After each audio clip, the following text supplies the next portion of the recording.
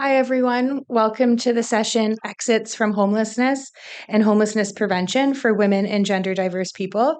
We've got three exciting presentations today. We'll start with the presentation by Lawrence Roy called Transforming Post-Shelter Transitions for Women Leaving Homelessness from Theory to Action. Before we get into the presentations, I just wanted to acknowledge that the city of Hamilton is situated in Mi'kmaq, the ancestral and traditional lands of the Mi'kmaq people. And so hopefully we can keep this in mind as we move through the presentation and discussions today. Okay. Okay, good afternoon, everyone. I hope you had a good lunch. So I want to start just by saying that I'm not Aline Nanro. So Aline was supposed to be presenting with me. She's a member of our community advisory board with lived experience, and she had a knee surgery unexpectedly at the end of October. So she thought that it wasn't really a good time to travel. However, she was kind enough to make a video displaying a little bit of her story. The video is in French, but I tried to use subtitles. I failed. And if you look at the conference app, if you click on this session, I made a handout. It is the English translation of what she's saying. So can someone look, or is someone super prepared and notice this already? Can someone say, yes, I have access to that English version of the text?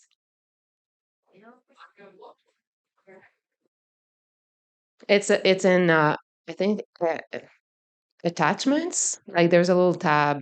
You have like presentation, authors. You don't I found it this morning. Yes, you do. So someone found this. So I think everybody can be up to the challenge. When I see a few raised hands, I'll start with a presentation. Yes, you got it.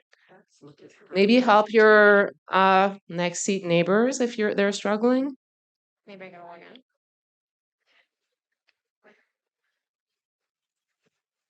It's not a text. No, people have it.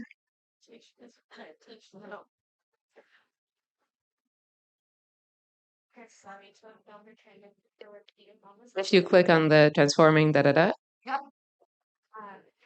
attachments, it's there. Click view, not download. I looked for a way to convey this information before and I couldn't. So I'm sorry. It's really the best I could do. It's not a long video, fortunately.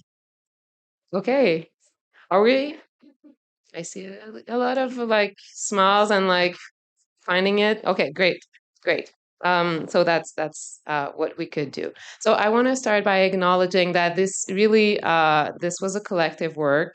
You'll see later on that this action research project was initiated by a few shelters in Montreal, and I really want to acknowledge the members of the Project Lotus Community Advisory Board that were just lifting this project and holding it on their shoulders for the past 3 years. So I'm really, really happy to be presenting it.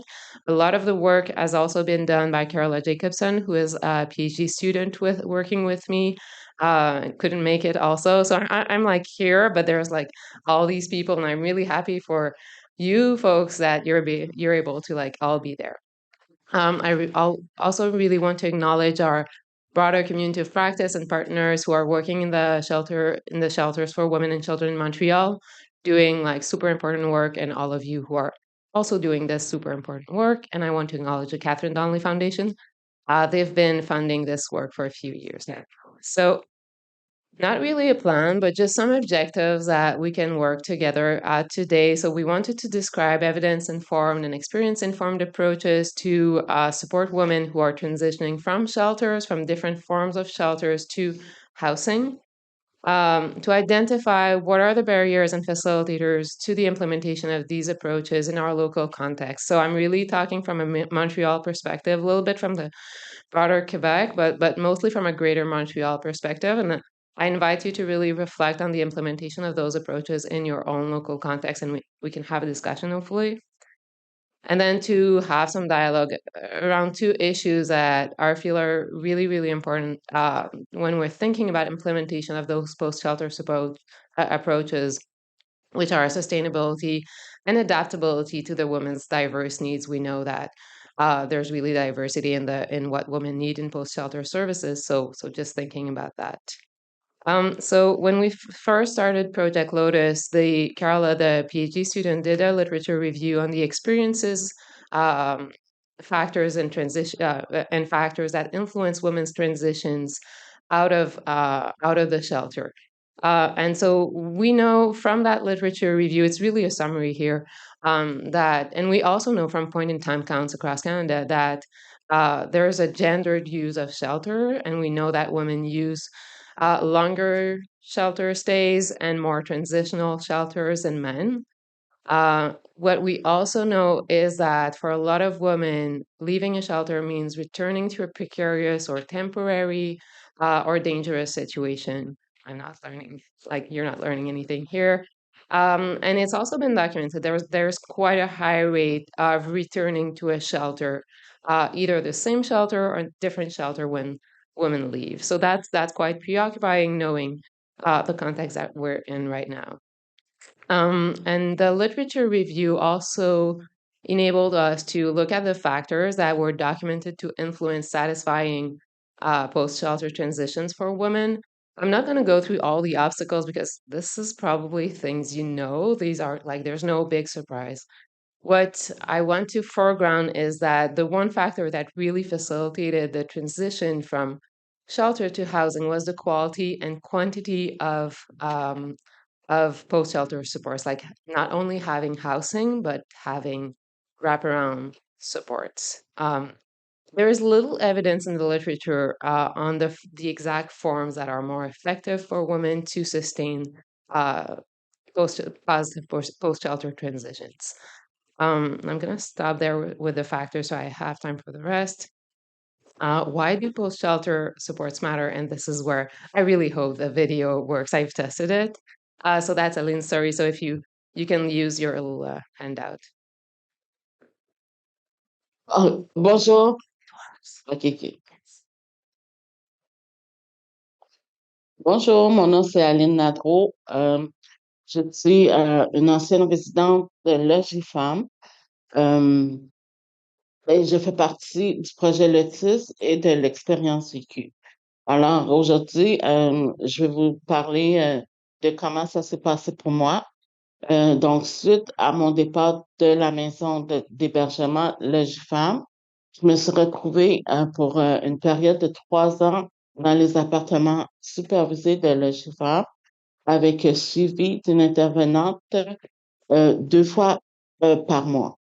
Euh, avec mon intervenante, on a parlé à chaque réunion, on parlait de la relocalisation suite à mon départ, comme pour, euh, pour la maison, pour avoir un appartement autonome. J'ai donc été inscrite pour les HLM. Ensuite, on a fait la démarche pour le PAPIR, qui est un organisme qui regroupe les HLM, les OBNL, les coops et puis le marché normal, à prix modique, donc à prix abordable. Par la suite, je me suis inscrit, il y avait un nouveau projet qui s'appelait l'habitation, bâtir son quartier, l'habitation 22. Alors, l'habitation 22, c'est des logements à prix abordable. C'était tout nouveau, c'était pas encore fini d'être construit. Puis je me suis inscrit et puis j'ai attendu environ 6 mois pour être finalement accepté dans les logements.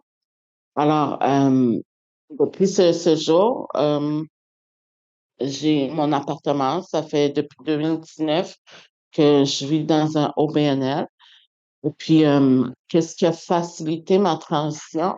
C'est vraiment d'avoir d'avoir écouté comme, en fait, comme, puis faire les démarches à temps, parce que 3 ans, ça paraît gros, mais quand tu n'as pas de logement, c'est vraiment pas, c'est vraiment pas grave, grand temps, parce que si ça marche pas, il faut avoir un plan B.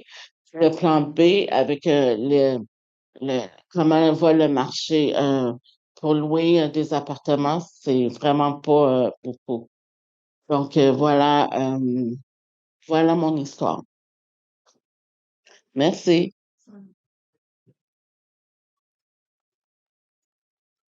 Oh, no, no, no. That shouldn't have happened. Okay. Yes, I really miss Eileen being here. Like it would have been really great for you to see her. Life is life. So what Ellen was mentioning, that she was working with Logifam. So Logifam is a shelter in Montreal for women and children experiencing homelessness.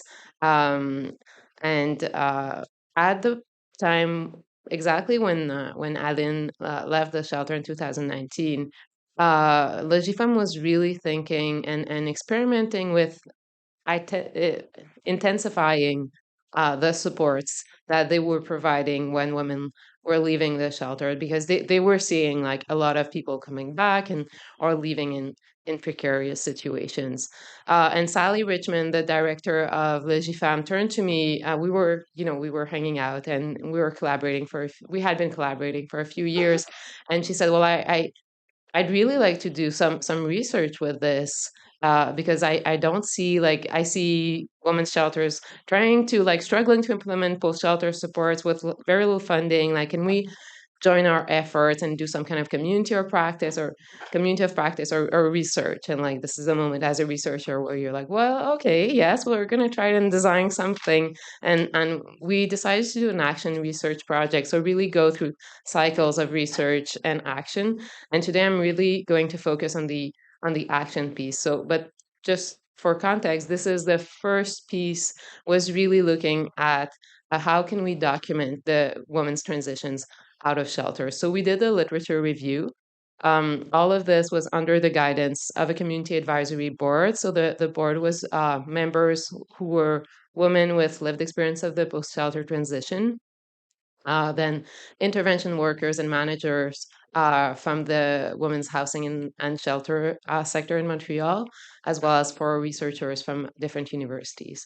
And so we've been working together for the past 3 years, and it's been incredible. And so we did the lit review that I've just showed you an overview. Then we decided to document a little bit more in the Montreal context, specifically what were the met and unmet needs of women as they were transitioning from the shelter. So we did a photo voice study on that. And then at the end of this cycle of research, we did a virtual World Cafe where we had 45 women from different sectors and different spheres of life coming together and saying, well, what do we want to have as recommendation for post shelter supports that would really answer women's needs? And so we came up with 4 broad recommendations. Nothing new, but the new piece for us was really, how do we implement this quickly, like without waiting for too much, like new funding and new policies to be put in place. So the first one was post shelter case management, but also highly flexible, trauma informed, violence informed, uh, gender specific case management. uh, Peer support, which was underdeveloped and unfortunately still is in our context. So I'd really like to hear about peer support in other local contexts. Practical resources, so beyond only adequate housing, also like everything practical that the women need when they transition from the shelter. So moving services, like having access to a lot of support during the move, childcare, rent assistance in some specific key moments, furniture, leaving kit, information also about their new neighborhood, and then safe and inclusive community spaces. And there's a lot of them in Montreal, but they're little bit all around the place, and people don't really know about them. And some of those spaces are not as safe and inclusive as they could be. So that those are really kind of the four broad recommendation. And then we went on. So we produced those recommendations about 18 months ago, and so we said, well, what can we do in our local context to implement them? So, and I'm talking about proximal actions to emphasize that this was really like about 5 women's shelter who are implementing these recommendations, and we're really trying now to broaden and to reach the entire Montreal ecosystem.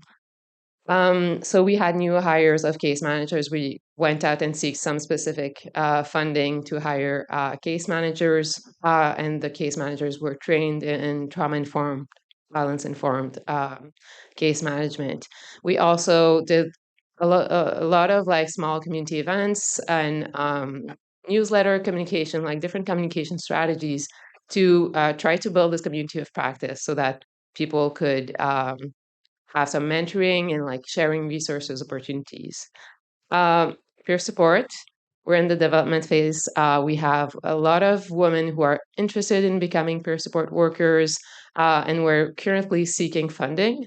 I saw the Canadian Women's Foundation this morning, the presentation this morning, and I'm really going to reach out to them to see if they would fund us.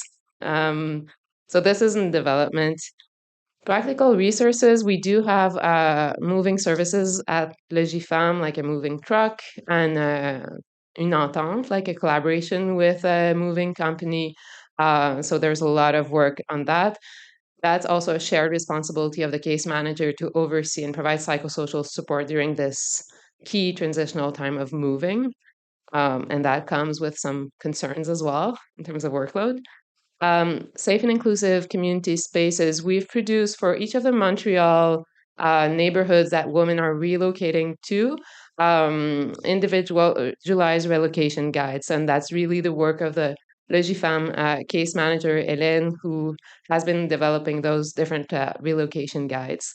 And so those guides include information on where to go for inclusive and safe leisure spaces, support with employment, education, things like that, but in their neighborhood. So Montreal is a big city, and there's like a lot of arrondissement center, like neighborhood centered services that women need to be informed about, especially if it's a new neighborhood for them.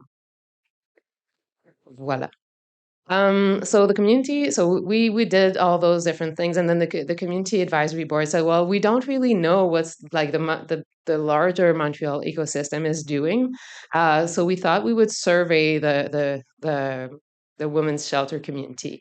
So we sent out a survey about post-shelter supports to the 61 shelters who identify as serving women and children women and or children, women and children, le cas échéant. I'm losing my English here. So of those 61 requests, we got 35 women's shelters who responded. So it's not like stellar, but it's still like a good number, like for an email. And we know how good we are with filling email surveys. And of those 35 women's shelters, 28, so 77% reported that they were providing some form of post-shelter support. Sometimes they weren't calling that like a post-shelter program officially, but they were providing something. And so then, of course, we were interested in knowing what services. And I'm sorry, the slide is not like great. But most of them, so like 82% were providing like phone, electronic, or in shelter, like in the shelter supports that people who are leaving, transitioning out, could access. So mostly emotional support, support with like legal assistance, going to the doctors, like those various kinds of support. A little bit less, we're doing like some leisure group activity for women transitioning out of the shelter. About half were providing some childcare. About 1/3 some support with moving. So that's a little bit less than expected. And the big thing was that only 2 shelters were saying they provided any form of peer support. So that's really, really something we want to look into because that a lot of women are asking for that actually. So and this is really, I'm just going to show all of them. Okay, so these are really just an invitation to dialogue. These are the things that actually 2 weeks ago we had a forum with about 70 community organizations. Some of them I think are in the room, and we had a forum where we were discussing and workshopping like what can we do better in terms of post shelter supports. Um, and so those are things that facilitates the implementation of post-shelter supports in Montreal in our local context. Things like keeping a trauma-informed, gender-specific, woman, family-centered lens, but also a lot around relational continuity, having the same person that the woman knows, like be present along the trajectory outside of the shelter. So those are some of the things that facilitate that. And also framing post-shelter supports as homelessness prevention, I think is a key aspect to also to influence policymakers and get funding for those services. Some obstacles, again, um, of course, like the intersection of discrimination and stigma. This has been well documented in this conference, and the housing market right now, the housing crisis right now, as Aline was emphasizing, is a big one. And the lack of gender sensitive housing policy. I feel I'm repeating like some of the things that we've been saying in the women's homelessness stream, and I have no time left. Yeah, and again, the assumption that women in post shelter services, because they're housed, have access to regular services, which in reality we know is not the case, and that there are so many barriers for them to access those services. So, next steps are doing those things. So expanding basically and building our peer support program. So thank you, and I'm just gonna leave those questions for a second for the discussion. Happy to chat when we're done with the session. Okay.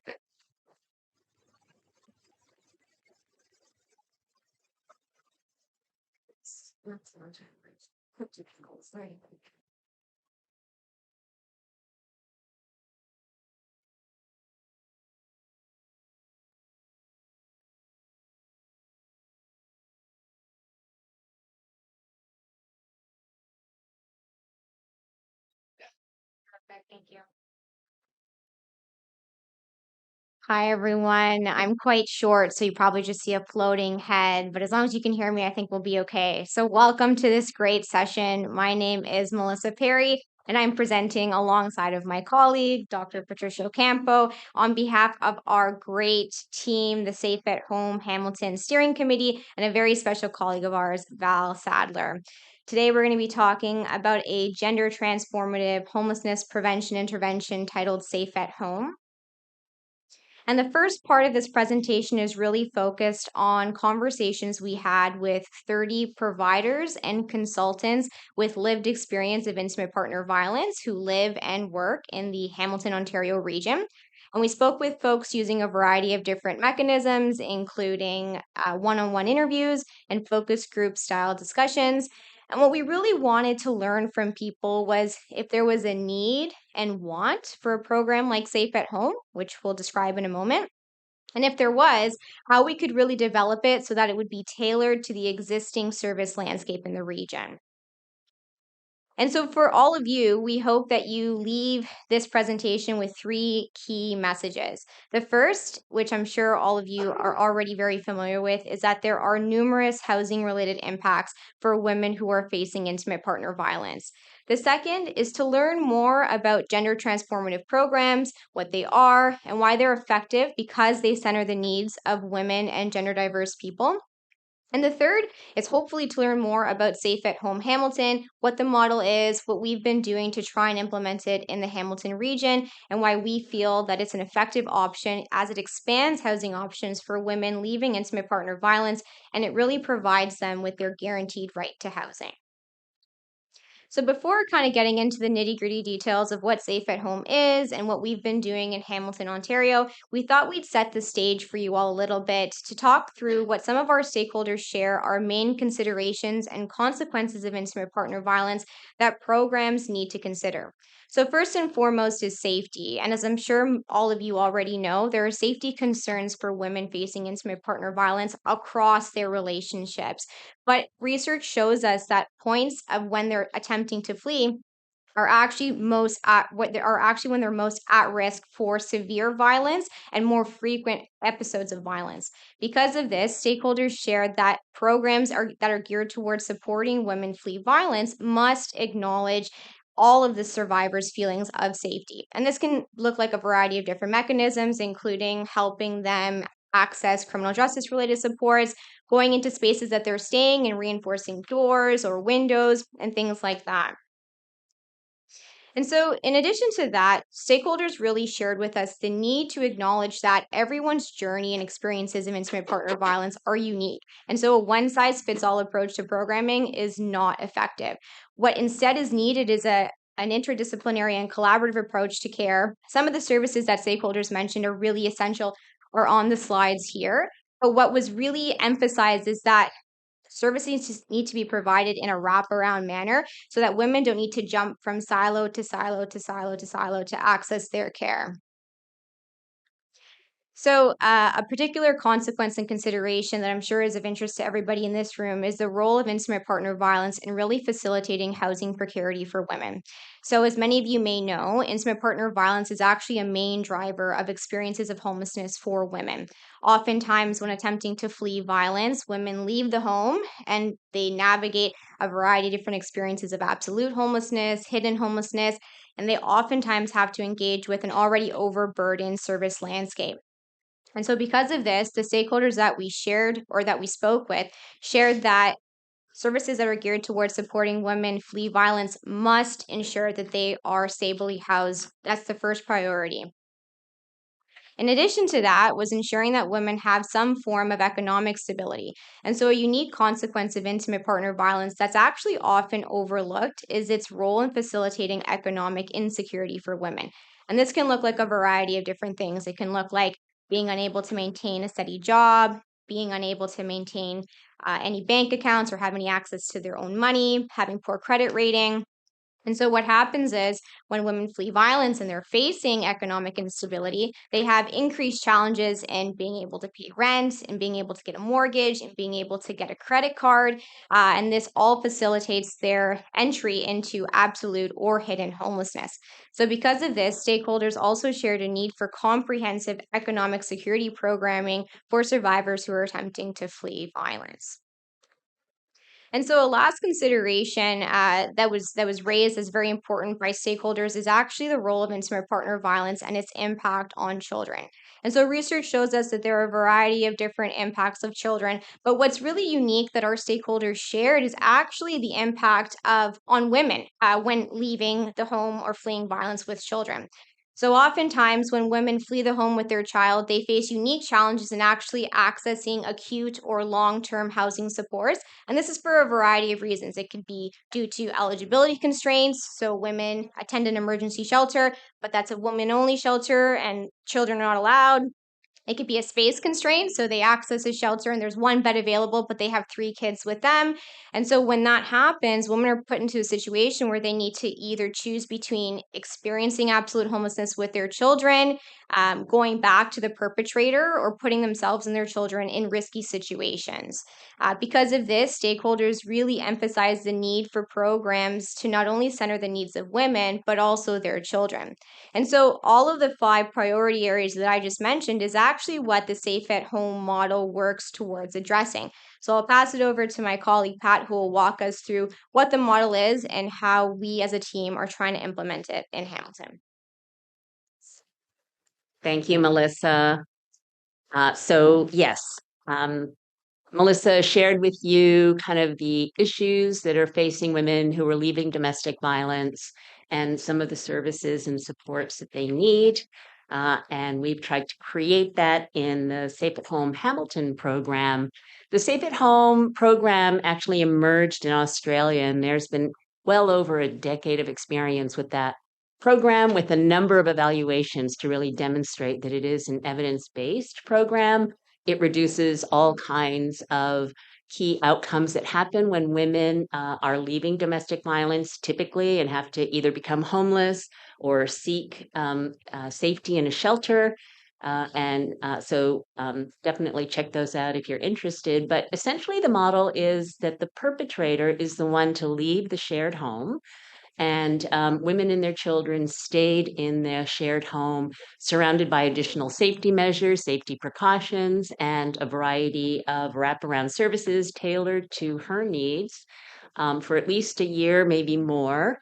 And it's a model that doesn't replace any of the existing services in the VAW sector. It is meant to be an additional option that happens in the VAW sector. I don't know what's happening to my slide here, but there's some things that are being appearing mysteriously. We have been working on this issue for a long time with the steering committee in Hamilton. I'll show you our timeline. So we started discussing this with Hamilton, the Hamilton VAW community at the very end of 2019. People were excited. They quickly came on board. We formed a steering committee, and then COVID happened, and we know what happened during COVID. Providers became overburdened with the increasing number of VAW cases, plus the inability to sort of provide services on site, in person, et cetera. So we had to take a pause, and we took a pause for a while, for several months. And then we resumed and started co-adapting.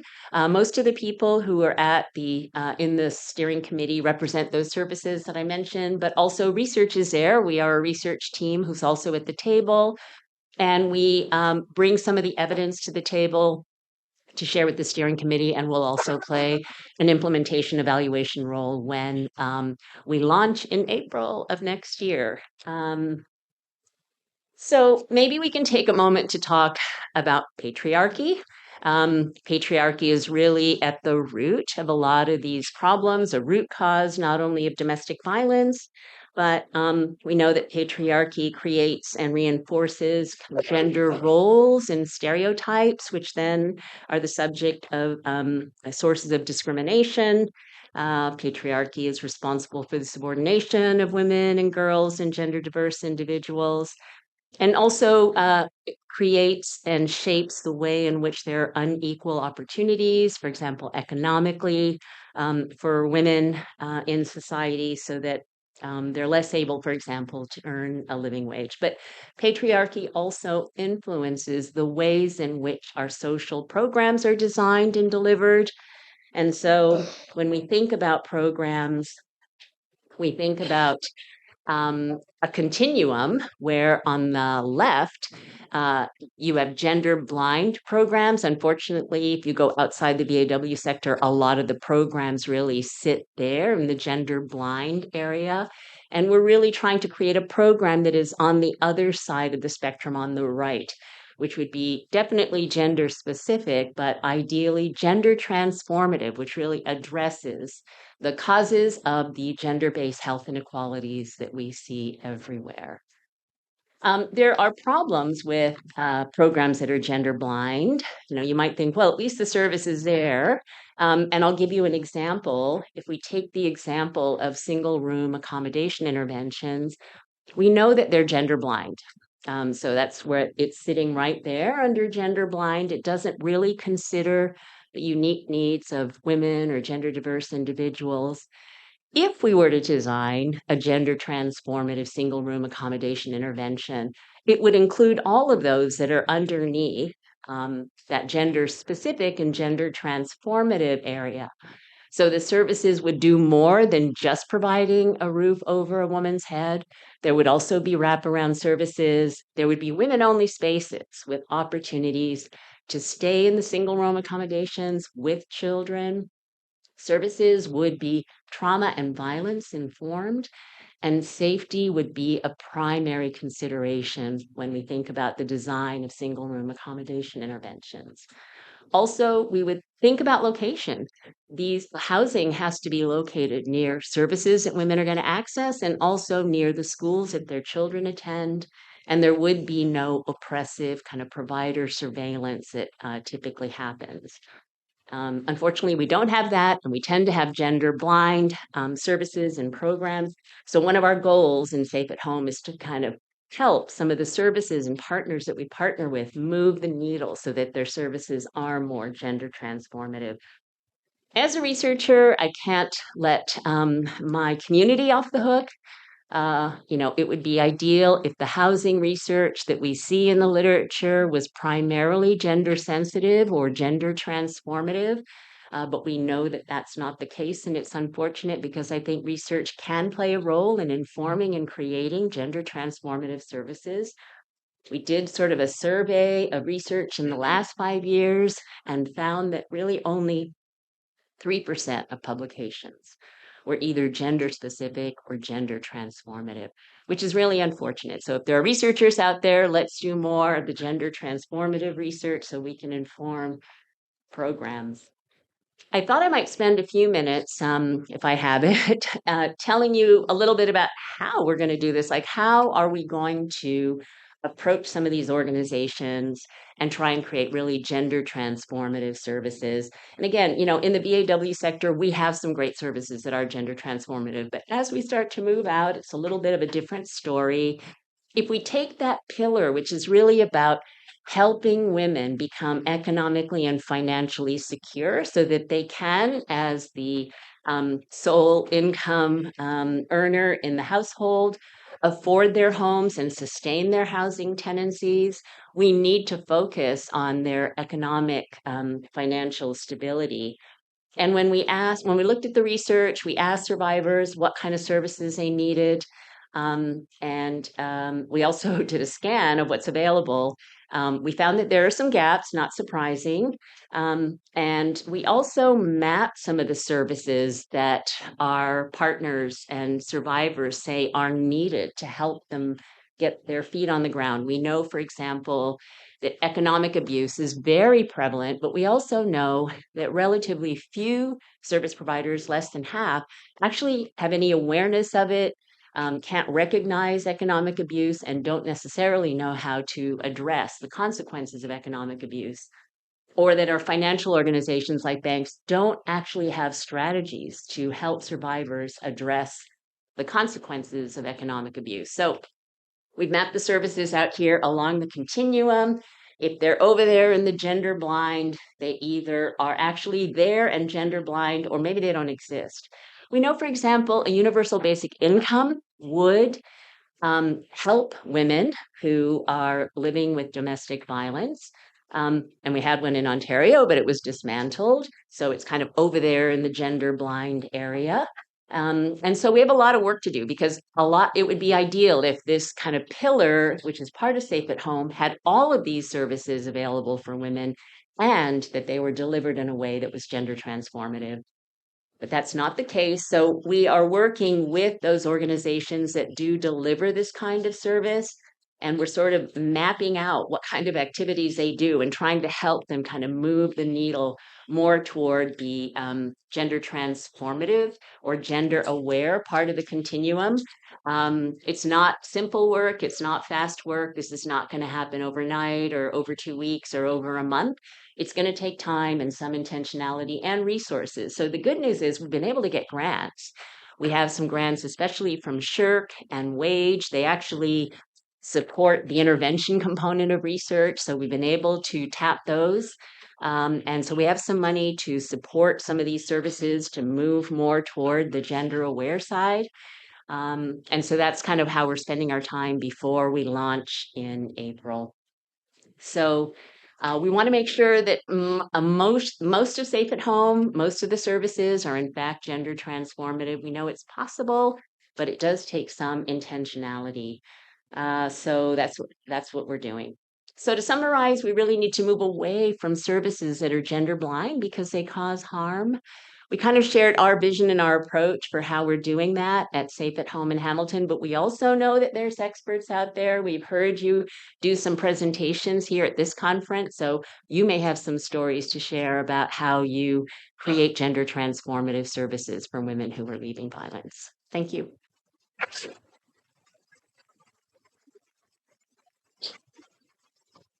Sure.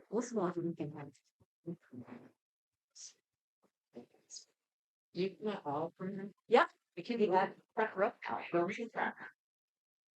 That's your state.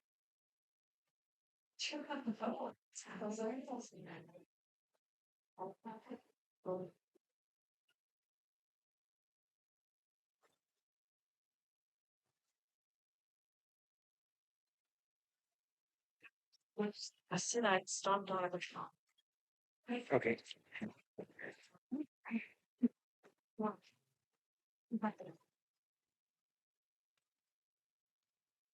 You go first. Who's the first? Yeah. He was lost.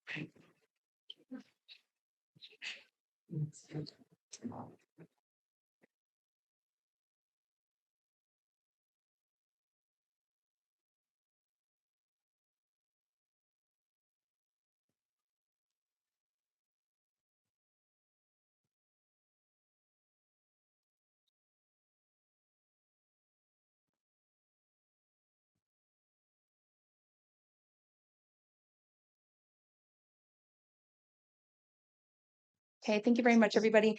My name is Jacqueline, and I'm a Director of Strategic Initiatives for Women's Homelessness with CMHA from London, Ontario. And I have the privilege today of presenting on the Street Level Women at Risk program with my wonderful colleagues. So we have Darlene here, we have Tracy, Jen, Moira, and Melissa at the very end. So you'll be hearing from all of them throughout the presentation. We just wanted to first do a quick acknowledgement on the lands that we're very grateful to work on, which is London, Ontario. So the Indigenous peoples on whose traditional territory we have the privilege to work on, they consist of the Anishinaabe peoples, who consist of the Ojibwa, Adawa, and Potawatomi nations, the Haudenosaunee peoples, who include the Oneida and Lenni Lenape peoples, also referred to as the Delaware or Munsee. We recognize the First Nations within the Middlesex London area, Chippewas of the Thames First Nation, Oneida Nation of the Thames, and Munsee Delaware Nation. We acknowledge the many longstanding treaty relationships between Indigenous nations in Canada. We recognize that all levels of government in Canada have a responsibility to honor these nation-to-nation relationships, and that individually, we all have a role to play in honoring the treaties and contributing to reconciliation. Miigwech. Thank you. So for today, I'm going to give a brief overview of our street level women at risk plan, because we're actually not here to talk about the model itself today, although I will highly encourage you to go and take a look. At the end, we'll give you a link to our website. It has our program guide, our evaluation. It's a very large model, because today our focus is actually on the Women's Advisory Group, which is the lived expert framework that we're here to talk about today, and hear from our members of our Women's Advisory Group. And hopefully, at the end of this session, if you don't have your own lived expert blueprint or framework within your own programming, hopefully we're going to inspire you to go back and build that in your own communities and programs. So in London, Ontario, in 2014, it was about 22 agencies at the time that gathered together to talk about the work that we weren't doing well enough for women that were considered hidden homeless. We don't talk a lot about what those experiences actually mean, but for us in London, Ontario, there was a lot of women that were working the streets and engaging in survival-based sex work. So exchanging sex for a place to stay, food, substances. And at the time, we knew that organizations were supporting women, but we weren't doing it well enough. So we knew we had to come together as a cross sector, as well, with 33 women with lived expertise, specifically in the areas of chronic homelessness and survival-based sex work that was street involved. So through this, we developed a plan called Street Level Women at Risk. It was a 3-series consultation process with women with lived expertise, some of which are on this panel today, and still continue to work with us. And at the time, 22 organizations, a consultant, and backbone support with our City of London. We developed our plan and we began operations in 2016. We are a 26 agency housing first collaborative model. With wraparound supports, all the housing is done in a permanent housing with women in their own homes through housing allowances and other means. And then, of course, each housing stability worker walks alongside the caseload of about 10 women. And it's all led by women based on the goals and dreams that she each has for herself.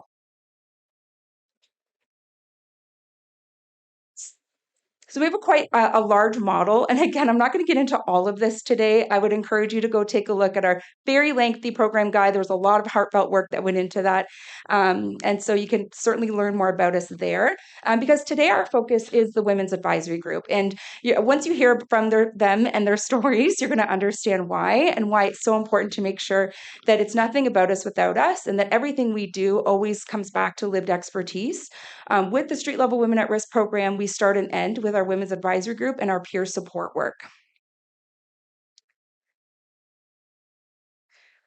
So what's unique about our program? As I said, we're a 26 agency housing first collaborative model. women with lived expertise so that we're a part of that original consultation process. Some of them continue to consult us on a monthly basis. We've also added in new members. And so they continue to consult leadership on operations. We have one consent form for our participants to be as trauma-informed as possible. So from that 26 agency collaborative, when we're meeting with women on the street to engage about housing and wraparound support, there is one consent. They can opt out if they don't want a certain agency to be a part of that consent form, because again, it's all led by women.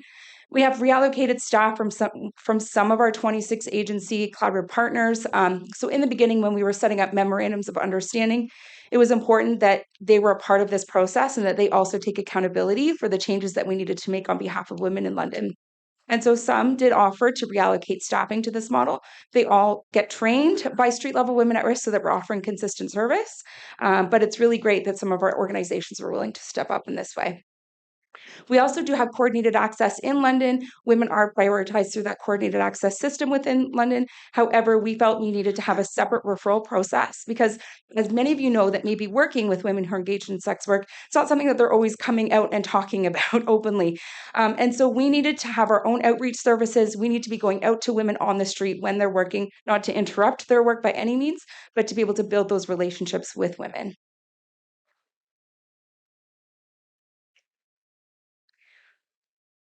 So with our history of women, the Women's Advisory Group, as I had noted, there were 33 women that helped us develop the Street Level Women at Risk plan. The meetings took place over 3 sessions in 2014. And then once the model was adopted in 2016, the Women's Advisory Group became our advisory board, and they continued to meet with us on a monthly basis. So again, I'll encourage you to go and read our evaluation.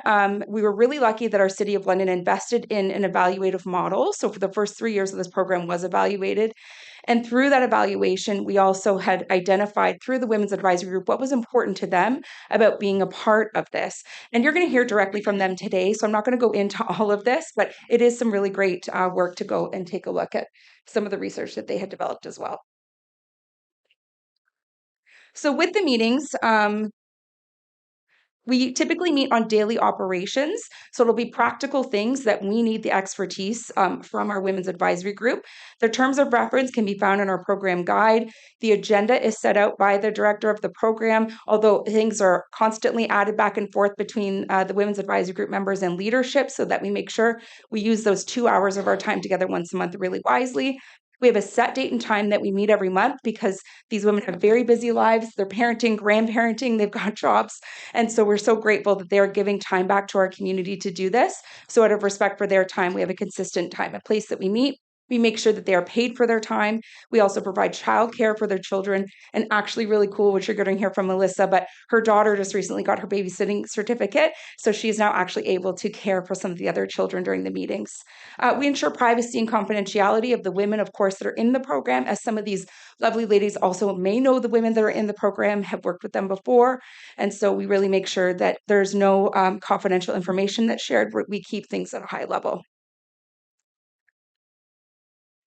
We also limit who attends the meetings just out of being respectful to the Women's Advisory Group members, although I know that we're 7.5 years in now, and they are asking for more opportunities to directly connect with staff and participants. So we'll talk about that as we go through. But now you're going to hear from Darlene about what it has meant to her to have a Women's Advisory Group as our housing finder in the program. You may also know Housing Finder's Housing Liaison, depending on how your program titles that position. And then we'll hear from Jen, who's our newest Women's Advisory Group member. And all the microphones are live, so if you want to sit and present, you can do that too.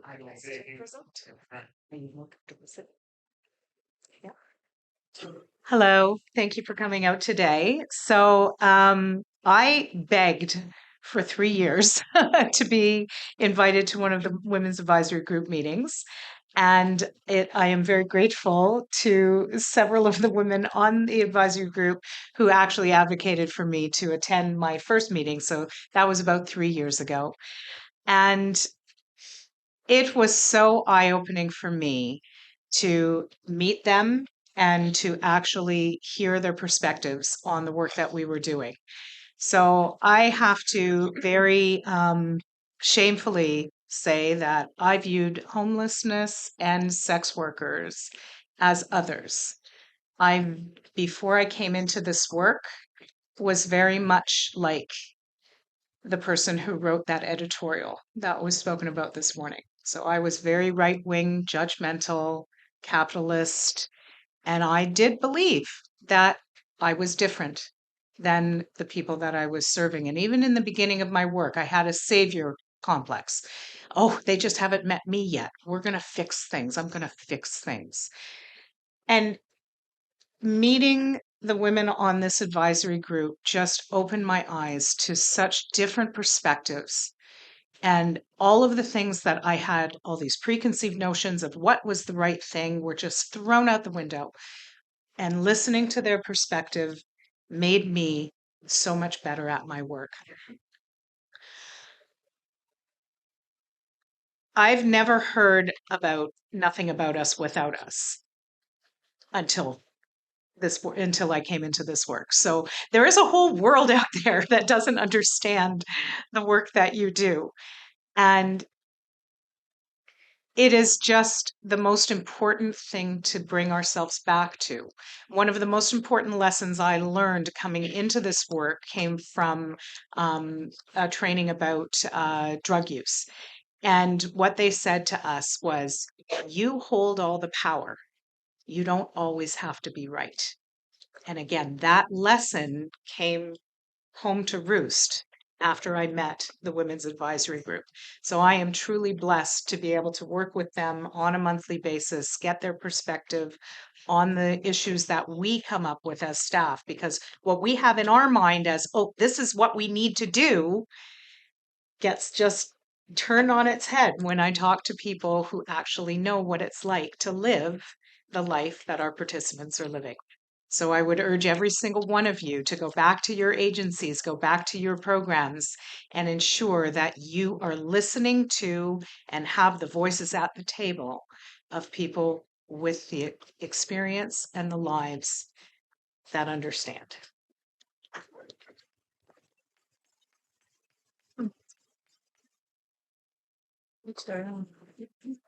I think I'm going to stay where you are. There you are. Get them, Jen. So I'm the newest, what is it, swag? Swag member.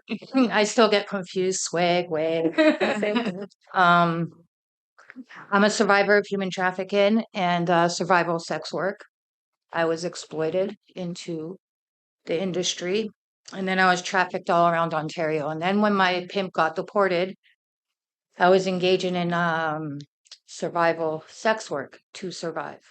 And I guess my passion for swag is I got my voice back from all the trauma. And so now I'm a voice for the women. I can't have a voice. And the women that have died because they're just trying to survive. So that's why I'm here in Hamilton. Oops. Halifax. I'm still not fucking used to like I keep thinking that I'm in Ontario and I'm like, oh no, I'm in Halifax. I actually got on a fucking plane. So, it's I'm very passionate about this program and I can't help but think about the tents I saw and we saw going back to the Airbnb and how many women right now or men are getting raped just to survive. So I'm just here to be that voice. I'm here to carry that passion. And I'm here to make a difference because it only takes one person to make a difference for one person. So that's why I'm a part of this group. That's why, like, Jackie's going to take me all around Ontario to speak. We have a plan. Well, I have a plan. She's my dream and I'm her hope. And that's it. Right on.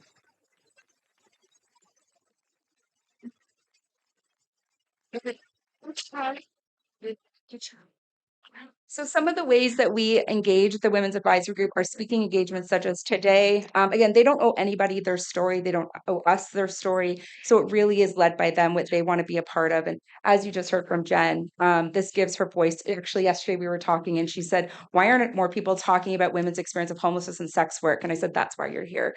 So, it's all led by them.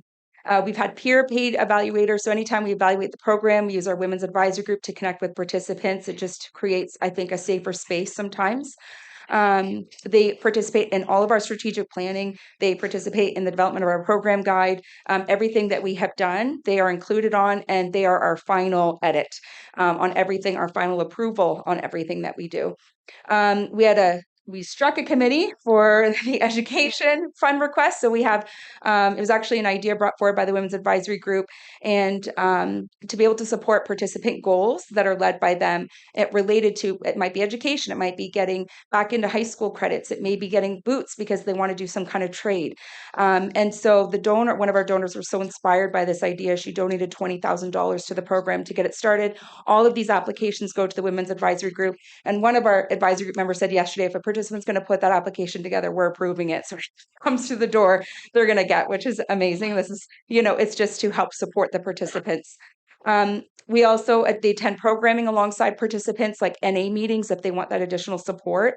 And then they'll be providing onboarding for new Women's Advisory Group members going forward, as well as participants. It's our hope this year we're going to have participants graduate from this model that they have created and actually join them on the Women's Advisory Group, which will be really exciting. And next, you're going to hear from Moira and Melissa, two longstanding Women's Advisory Group members. Okay, hi. I was living in Vancouver for a bit and I was being pimped out from a man actually from Halifax here, from North Preston. I would have to make quota nightly just to be able to return back to go to bed. So eventually I was with my 7-year-old son at the time and we ran away back to Ontario and we stayed in a women's shelter here in London and we had nowhere to go. We had no belongings and that was sounded a lot better than what I was involved in. The shelter stay was very short, and I could finally relax a bit after years of being homeless and having to fuck tricks and pay a pimp nightly just for a place to stay. It's a really bad cycle and a hard cycle to break. My friend Melissa here called me one day and asked if I wanted to join the WAG. I was immediately intrigued, and I knew that this was my chance to offer a different perspective of being homeless and having to have sex for basic needs.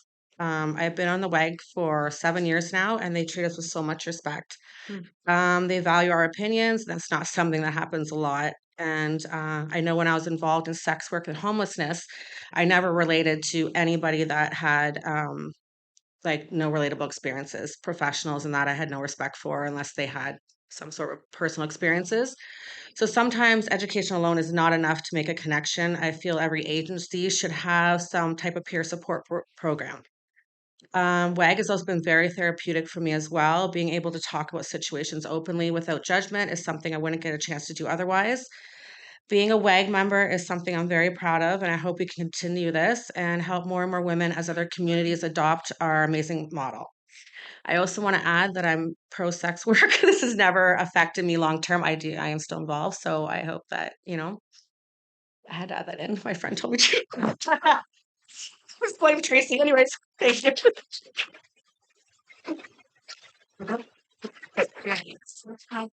Hi, everyone. My name is Melissa, and I'm a proud member of the Women's Advisory Group. I'm also a person with lived experience, or like I heard at this conference yesterday, a living expert. Retiree, She's yeah. retired, though. But I think that sounds pretty badass. So aside from a little bit of nerves right now, I also have this fear that there is no possible way that I could put into words just how powerful and impactful the Women's Advisory Group has been in my life. So it's going to be a little bit of a sprint and I'm just going to go. But I also encourage you, I'm totally open to conversations after. So yeah, because I could talk for hours on this board and this program. So what qualifies me as a living expert is 10 plus years experience in homelessness, survival sex work, and addiction. Therefore, I have 10 plus years experience with abuse, trauma, and PTSD. right? So when I think about the highlights of being an advisor and what it has done in my life, working with this program, the first thing that comes to mind is taking back the power of a part of my life that was so dark and had me living in a very low state, right? I continue through helping the women. It allows me to take a little bit more power back from that part of my life. So that's the first thing. I mean, we're treated like royalty. We really are. We are paid, we are compensated for our time. It works out to like $25 an hour, which is a good wage. We have an Airbnb right now that's like luxurious, and we're eating like we're having the time of our life. It's like a fraternity house in there, but we honestly we are very highly respected and supported in the program, right? Keeping in mind that our traumas could be triggered, vicarious trauma through hearing about the participants' stories. So there's that. I wrote all my notes on a napkin, and it's all kind of going together. So I hear the timer, but I'm just give me 2 minutes here, please. We're never pressured into doing anything. It is all at our own comfort level, which is very important. Childcare, yes. So what a WAG meeting looks like, there's food and we sit around and we have like a family meal and there's children running around, and our children, they would have to bring childcare in for at one point. Like my daughter grew up, coming to these meetings, right? And they would go into a separate room. And like Jackie talked about, my daughter and Tracy's daughter are now employees of the program, and they had to bring in their certificates, and they have a file, and they're compensated for being the childcare now for the younger kids, right? And most importantly, I need to talk about, and I'll just finish with this. The bond that's happening, around those tables. So here we are, we're gathered in around those tables in the meeting, and we're supporting the women that are in the program, but we're also building these relationships and cultivating relationships that had already been formed, right? And I have to say, I'm coming through one of the darkest times in my life, that being a divorce. And I'll tell you, if it wasn't for each and every woman up here, I didn't think I was going to make it through, right? And so there was just so many things, right? There was Jen answering the phone when I came really, really close to going to the beer store. There was Jackie sitting on the phone with me for an hour on a Saturday, just talking, just shooting the shit. There was Tracy telling me every morning that I was a catch, you know? There was a committee that was struck, and it would have been lived experience through divorce, that was, formulated from the program, right? So yes, we're helping the participants, but we're also bonding and building and cultivating relationships through vulnerability and intimacy. So please, I strongly, just like everyone else said, if you don't have an advisory board, we all know that lived experience is where it's at, and it's a movement and it's working, and you can take a look at our website and all the statistics of it working. So that's it. Sorry to go over time. That's it.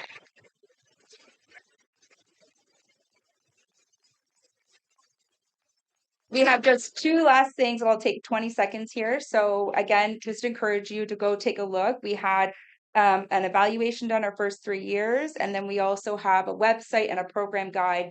For the next year, we are really looking at engaging communities who want to do this work with us. So whether that means you want to look at building a women's advisory group, you want to take components of the street level women at risk plan, we can come to you, we can work with you. So I have business cards here. I can talk to you after. If you have a housing first program, you want a housing first program for women, you want to engage with sex workers in your community, we encourage this work. This is hidden homelessness that we don't talk enough about. So please visit our site, look at everything that we're doing here. Another quick thing, we just have another lovely community partner. She is handing out, it's a QR code. We are going to be starting a webinar series in January. I apologize, since this we had to move our date. But that QR code, if you're interested in signing up, it is $50 to register. The first webinar series is Sex Work 101. So if you are an expert in working along sex workers, this won't be your webinar. Maybe catch the next one, who will be a little more involved. But if you're someone who works with women engaged in sex work in your community and you just want a little bit more information, you're looking at how do we walk alongside someone, we're going to talk about the continuum of sex work and how that shifts and how you're supporting women in housing or outreach support. We're going to go over lots of different things at a high level, language, all of that kind of stuff. And so we'll be starting that in January. If you scan that QR code that Lou Andrews was handing out, it'll send you to our registration. We'll just email you that link when we've got it all set up for you in January. So please come and join us. And then also we'll have a panel of women's advisory group members where people can ask those direct questions that they need asked about their work, and then our contact information. Thank you guys so much.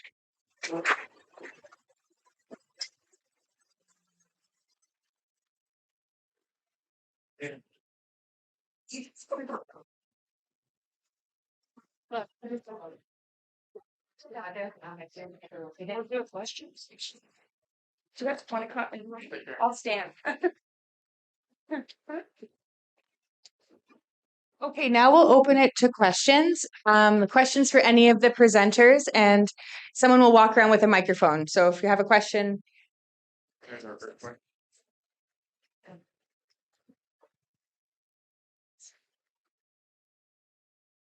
Hi there. We're from the Transition House Association of Nova Scotia. So we support women who are leaving violence with their children. And I was just wondering if the person who spoke on transforming post-shelter transitions for women leaving homelessness, if they could touch on what exactly a leaving kit is and how we can put those together for our women. I was just saying I wouldn't get any question because this presentation was so inspiring. So I was just hiding back there. I can't locate the person who asked a question. Oh, okay. Hi. A leaving kit is basically everything you need in order to set up your home. We call that a trousse de départ. So that would be furniture, everything everything you need to have to start cooking, to start cleaning. Like cleaning supplies are very expensive, and so providing them is really, really helpful. Some basic everything you would buy for like a young adult setting up a new home is basically a living kit. Ideally, some electronic equipment because that's very useful if women also want to look for anything IT and use that. We know it's part of our life, and we also try to have like some initial carte cadeau. Like I'm just losing my words now. Gift cards exactly for initial groceries and stuff like that. So that's what a leaving kit is. I don't know if you have another like word for that. No, that's pretty much it. Yeah, that was a tricky question. Hi, this is for the Hamilton, yes, Safe at Home. How do you get the men to leave the home? Good question.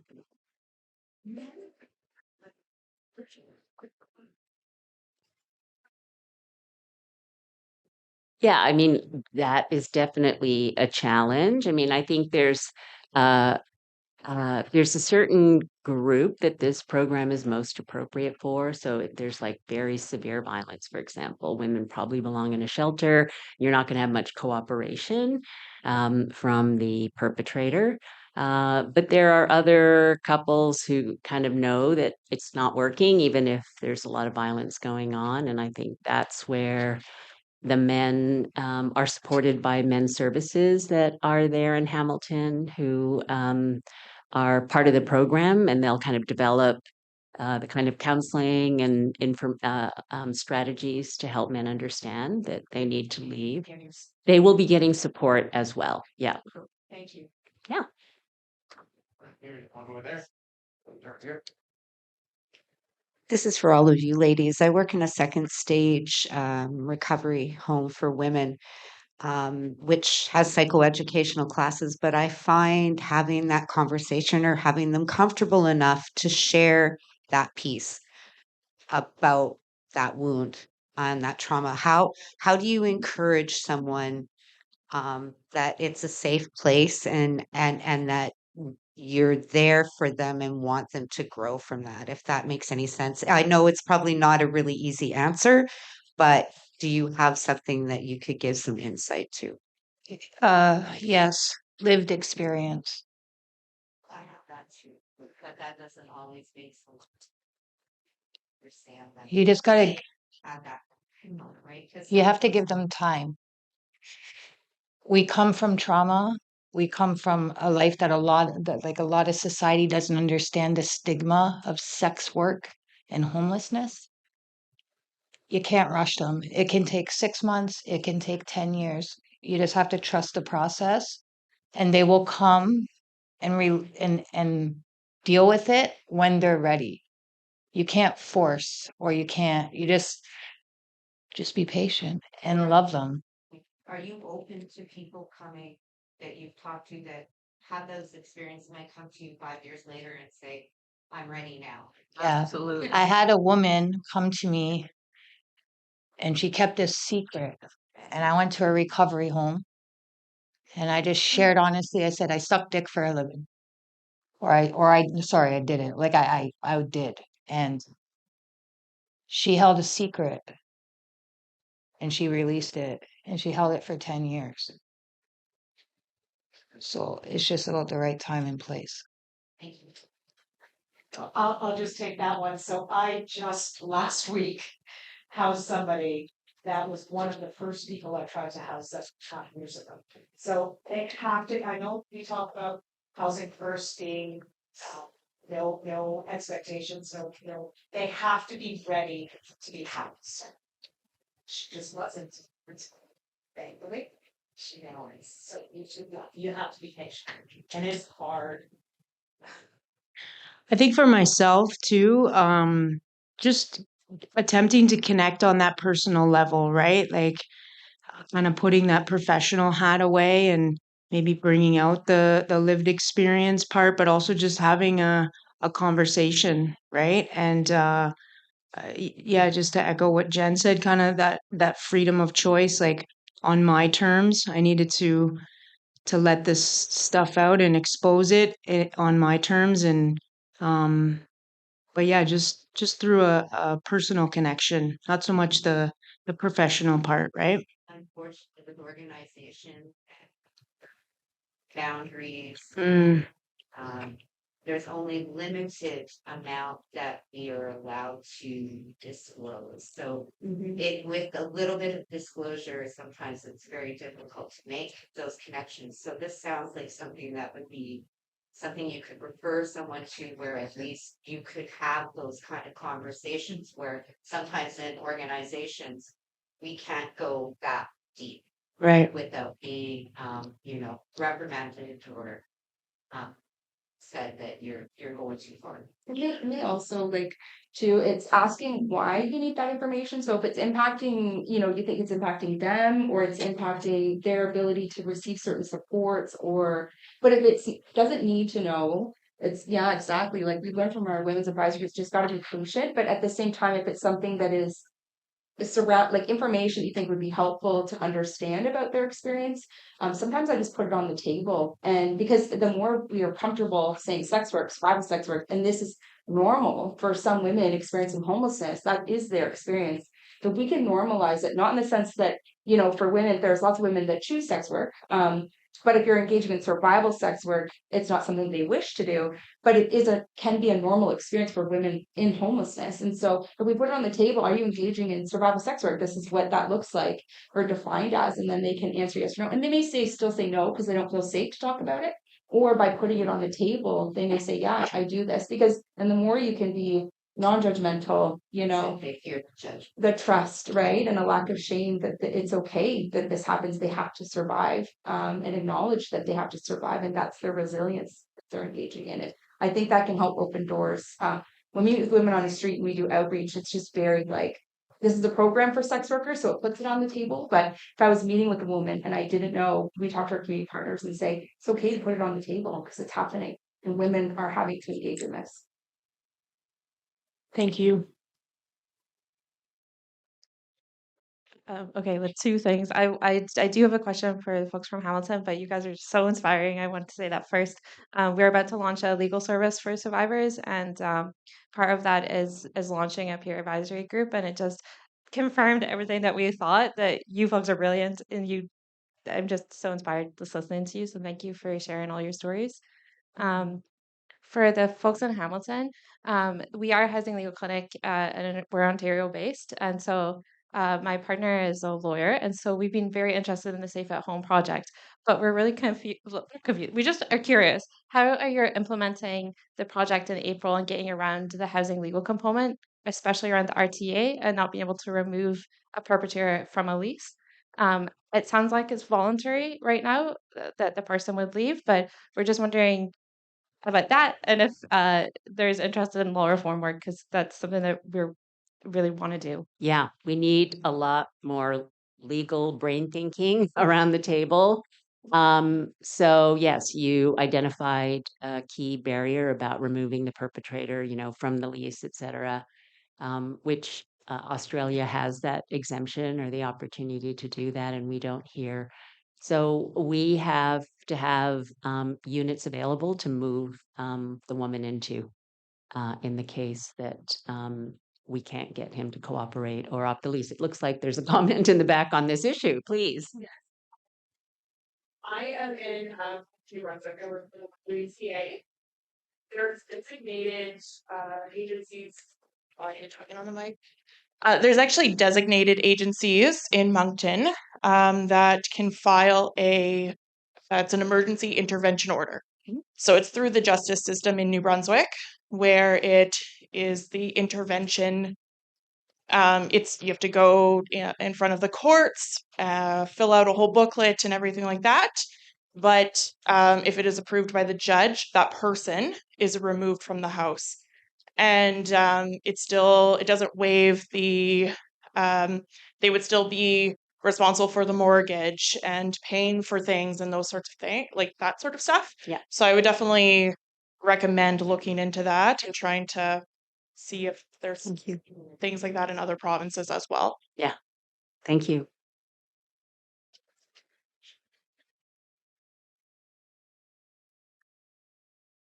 No, she's fine.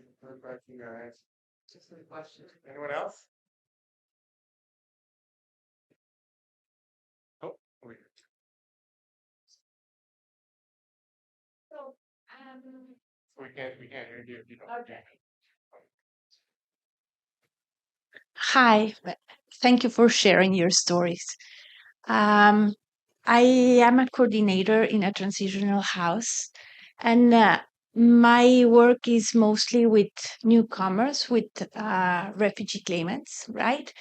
And when I have in the transitional housing women with children, they're fleeing violence, obviously. They cross continents to be here, or sometimes we have housed families and there's violence in the family, right? And to separate the family, like they are used to that violence, right? And when we have them in the house, we call the police, obviously, but they don't want to be separated. So it's such a hard work to be able to give them the support and that they can live another life, right? And to give them all the support so they can be together, but in a safely manner. It's very hard. So I'm just curious. Do you guys live together, like have a shelter? How do you support yourself? Like being by yourself with kids? Uh, I mean, it's not easy. I've seen it so many times. And it's very hard to place them in a housing, in a rental housing when they don't speak the language, they have so many barriers and so many traumas, right? So, just the housing situation, how do you manage that? So are you talking about the participants or the advisory group? Yeah, the participants. Oh, yeah. So So how we house participants, it's a housing first program model. So we do have housing allowances. We also access things like Canadian Ontario Housing Benefit when it's available in our community, and then anti-human trafficking portable housing benefits to help offset the high cost of market rent. So our housing finder makes connections to landlords, and then we're able to house women. And then most of the women are on Ontario Works or ODSP, so they'll use the shelter portion, and then we um, provide a housing allowance, usually around I think $800-900, yeah, per housing allowance per participant. So I think in order to house women successfully these days, obviously with the massive housing crisis, you need some kind of housing allowance to do so. Or we also engage with supportive housing in our community. Some women live in rent geared income housing. We've been advocating for a process specifically in our community for women who have been trafficked or fleeing violence. So we do have that as a priority in our community. But yeah, I think it's just looking at a continuum of housing options and making sure that it fits for the women that we're supporting. And as Darlene's pointing out, consistent wraparound supports that are led by each woman, whatever that means for her. And if you can build a collaborative model with people that are at the table to say it's our job to remove barriers so these women can access those services. Maybe she needs translation services. She needs to make sure she has another housing option. She needs to make sure that she can have accessible childcare for herself and her family in order to flee that violence. Whatever that looks like for her, through a collaborative model, if you had one in your community, you can wrap around her to make sure that those services are available and she gets that housing that she needs, right? And it's not a one size fit all. It's a housing first program, but you can adapt it to each woman according to what her needs are, which is what these lovely ladies have taught us.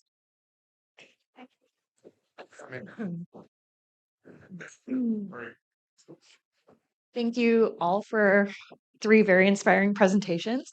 I just have a question. So you mentioned 26 Housing First agencies. 20. So we are Housing First as the primary model. Oh, sorry. Thank you. As the primary model, we are the Housing First program. So Street Level Women at Risk is the Housing First program, but it is a 26 agency Housing First collaborative model. So we're Housing First, but then when we built the model, at the time there were 22, we're now 26 agencies that are considered our collaborative advisory group. Thank you. That makes more sense. I was wondering if you were providing oversight or advisory services to 26 Housing First programs, and I was like, you're even more. But we are looking to do that work and expand. Yes, thank you for the work you do. Oh, so it's all cross sector. So we have, for example, our hospital services, we have psychiatrists, we've got mental health and addiction supports, CAS, we have trauma specialists, police. We have London Police here with us there, building relationships to the women as well and providing outreach support. Our program actually started with police and a woman that was engaging with women in sex work and knew we needed laws changed. We needed support for these women. We shouldn't be throwing them in jail for engaging in survival-based sex work. So it was actually started with police officers advocating for these changes. And now lovely Luann is there doing this work alongside us too. Jails, hospitals, I think it's a cross sector of folks that are at the table. And again, they had to agree to do things differently. And if they don't, then our coordinator is there to make sure that they do. Yes, sorry. One more question.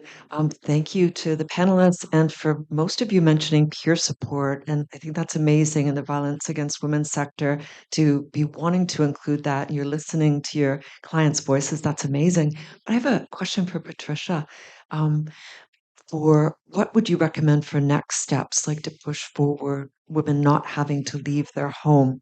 I also come from Toronto, Ontario, and so I know that that's very hard. And what would you recommend, like as a sector, we do to make sure that to try to push forward women being able to stay safe in their home and not have to leave, or not think it's the only choice?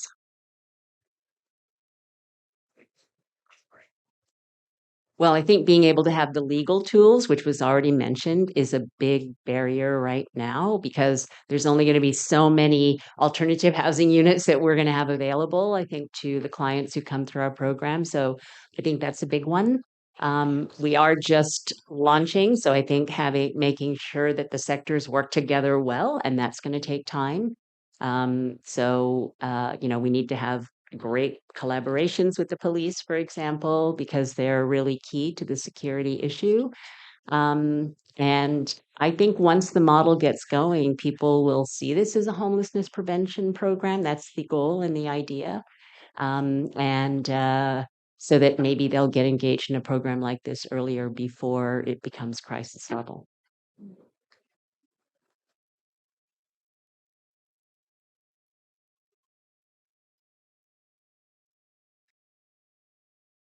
Are there any final questions or thoughts before we end the session?